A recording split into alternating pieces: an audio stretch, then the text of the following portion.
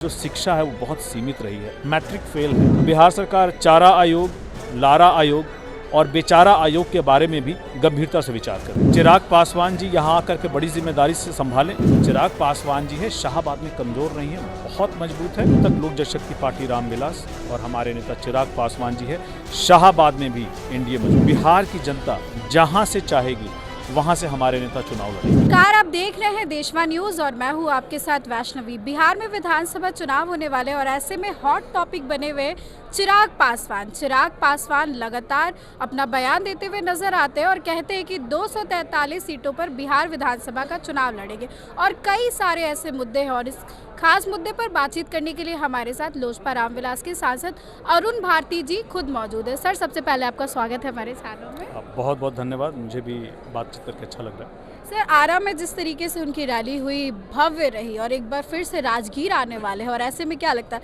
फिर से चिराग पासवान का जलवा देखने को मिलेगा?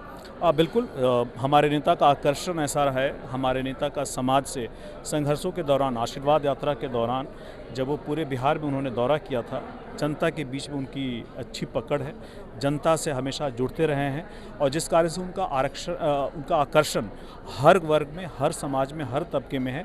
आपने शाहाबाद की रैली जो लोग कहते थे कि एनडीए का एक कमज़ोर प्रमंडल है, वो बात हम लोगों ने गलत साबित किया। वहाँ पर एनडीए जब तक चिराग पासवान जी है शाहाबाद में कमज़ोर नहीं है, बहुत मजबूत है।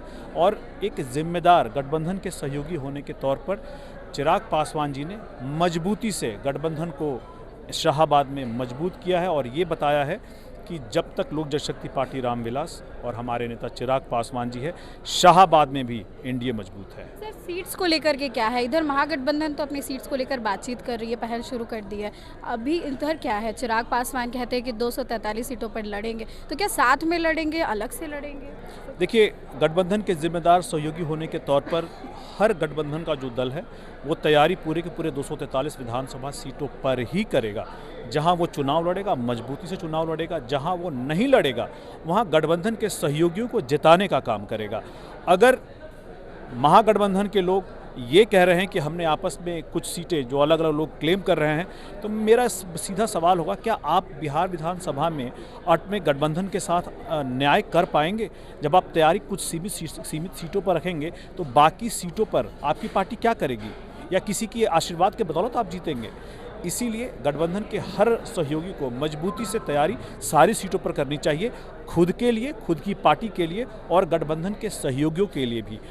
एनडीए में भी बातचीत की प्रक्रिया चल रही है, जब पूरी हो जाएगी तो जो बड़े नेता हैं आकर के इस बारे में आंकड़ा बिल्कुल आप लोग प्रेस के साथियों के साथ भी साझा करेंगे। सर, चिराग पासवान को बहुत लोग मुख्यमंत्री के तौर पर देखना चाहते हैं, लगातार ऐसी मांग की जाती है कि एनडीए का नेतृत्व चिराग पासवान को करना चाहिए। बिल्कुल, आप बिल्कुल सही बोल रही हैं। मैं प्रभारी होने के नाते जिस भी जिले, जिस प्रखंड, पंचायत, गांव, गली, मोहल्ले, नुक्कड़ पे गया हूं, सभी जगह लोगों का ये कहना है कि अब चिराग पासवान जी को बिहार में आकर के बड़ी जिम्मेदारी संभालनी चाहिए। मुझे लगता है कि, और उन्होंने भी मन से कहा है कि वो बिहार विधानसभा का चुनाव लड़ेंगे। मुझे लगता है कि हमें कुछ समय और इंतज़ार करना चाहिए। बिहार की जनता जहाँ से चाहेगी वहाँ से हमारे नेता चुनाव लड़ेंगे। अभी आयोगों की चर्चा बहुत ज़्यादा हो रही है। तेजस्वी बोलते हैं कि जीजा आयोग बना दे, दामाद आयोग बना दे। देखिए, तेजस्वी जी की जो शिक्षा है वो बहुत सीमित रही है, मैट्रिक फेल है और इसलिए उनकी सोच, उनकी समझ भी बहुत सीमित है। इसीलिए बात भी जो करते हैं वो बहुत सीमित बात करते हैं। जब आप एक नेता के तौर पर जिसकी राजनीतिक दृष्टि, जिसका विचार पूरे क्षेत्र को लेकर के एक बड़ा होना चाहिए, वो सिर्फ एक संकीर्ण मानसिकता की बात करते हैं। ऐसे में वो अलग अलग आयोगों के बारे में मुझे लगता है कि वो सुझाव दे रहे हैं। ऐसे में मैं भी चाहूँगा कि हमारी तरफ से भी बिहार सरकार कुछ आयोगों का सुझाव, विनम्र निवेदन मैं भी करना चाहूँगा। और मैं चाहूँगा कि बिहार सरकार चारा आयोग, लारा आयोग और बेचारा आयोग के बारे में भी गंभीरता से विचार करे। सर, सुबह की घटना है कि अशोक चौधरी और तेजस्वी का जहां आवास है सरकारी, उसके बाहर फायरिंग होती है। फिर तेजस्वी का ट्वीट आता है कि हमारे आवास के बाहर फायरिंग हुई है। पीएम मोदी भी आ रहे हैं और ऐसे में मेंशन करते हैं कि पीएम मोदी के आने के पहले गोलियां चलवाई गई या चलाई गई, जानबूझ के ऐसा किया जा रहा है, जंगल राज चल रहा है। अच्छा, चूँकि हम लोग इस वक्त इस पार्टी के साथ कार्यकर्ताओं के साथ एक कार्यक्रम में थे, मुझे पता नहीं इस बारे में, मैं पता करके इस पे अपनी टिप्पणी दे पाऊँगा। तो चिराग पासवान को बिहार के सीएम के तौर पर आगे देख सकते हैं देखिए, भविष्य? कार्यकर्ता के तौर पर मैं चाहता हूँ, मुझे लगता है कि जितने हमारे कार्यकर्ता हैं सभी चाहते हैं कि चिराग पासवान जी यहाँ आकर के बड़ी जिम्मेदारी से संभालें, लेकिन चूँकि हम लोग गठबंधन में हैं, गठबंधन की मर्यादाओं और सीमाओं से बंधे हुए हैं, तो ये बात पर्सनल तौर पे, व्यक्तिगत तौर पे मैं, मेरे कार्यकर्ता सभी लोग चाहते हैं, लेकिन इस बातों का फैसला गठबंधन के अंदर होगा और मुझे लगता है कि कुछ समय और हम लोग को रुकना चाहिए। मुझे ये भी लगता है साथ में कि हो सकता है गठबंधन के अंदर से इस पर यह बात निकले। अच्छा, तो बड़ा ऐलान कुछ हो सकता है भविष्य में, बिल्कुल राजनीतिक संभावनाओं का खेल है।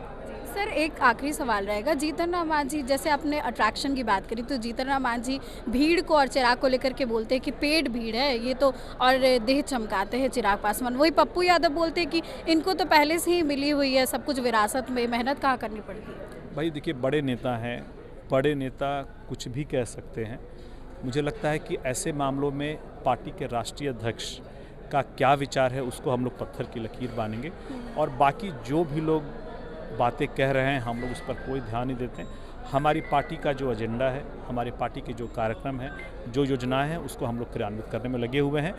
बीच में कौन क्या बोल रहा है उस पर हम लोग बहुत ध्यान नहीं देते। तो इस वक्त आप सुन रहे थे सांसद अरुण भारती को एक्सक्लूसिव देशवा न्यूज़ पर। इस खबर में बस इतना ही। आगे की अपडेट्स के लिए देखते रहे देशवा न्यूज़। कैमरा पर्सन बबलू के साथ मैं वैष्णवी, देशवा न्यूज़ पटना।